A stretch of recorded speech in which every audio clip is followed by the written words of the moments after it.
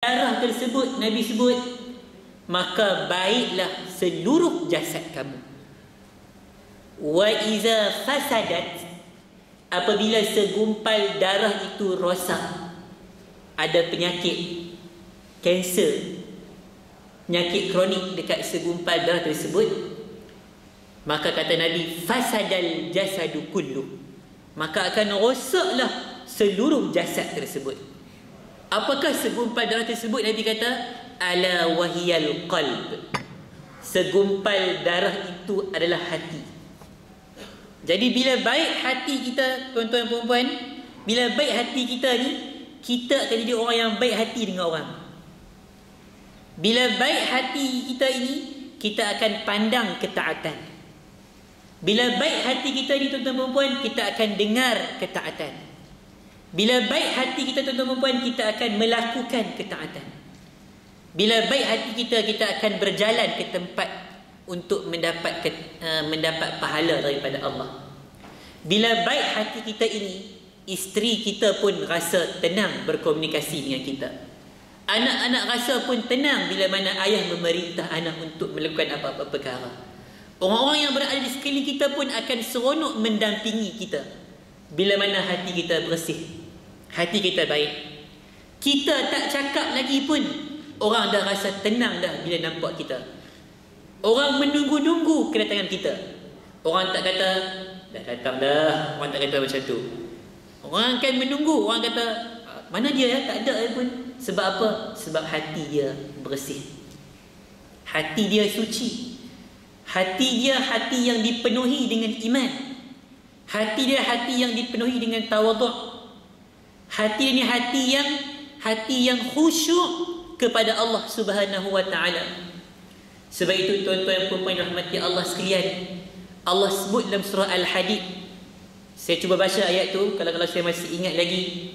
Allah kata, alam ya'ni lil ladzina amanu an takhsha'a qulubuhum li dzikrillah.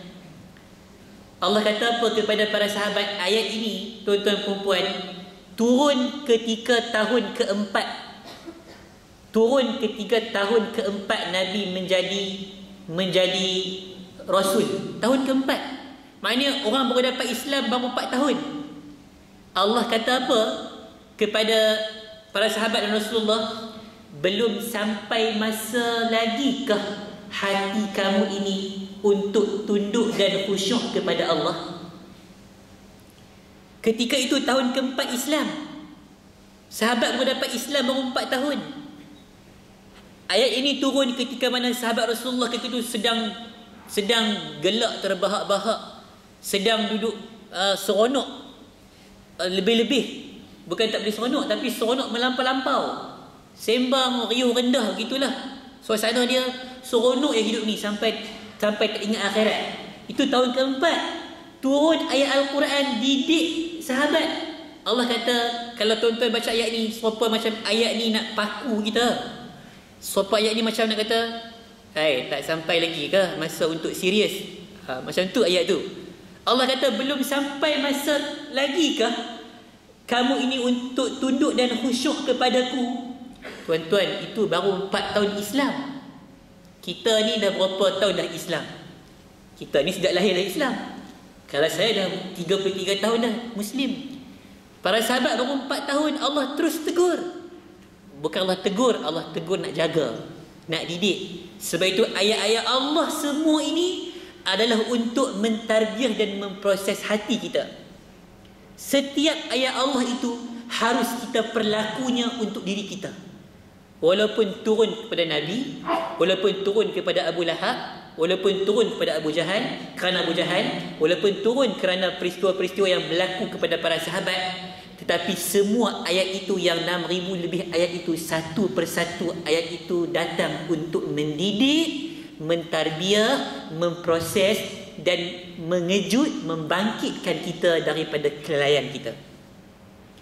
Dan secara kesimpulannya, muslim-muslimat yang dirahmati Allah sekalian, bagaimana untuk kita ni nak didik hati kita, nak bersihkan hati kita agar anggota tubuh badan kita juga turut bersih? Tak lain tak bukan, kita nak kena minum daripada curahan ayat-ayat Allah Subhanahu Wa Taala.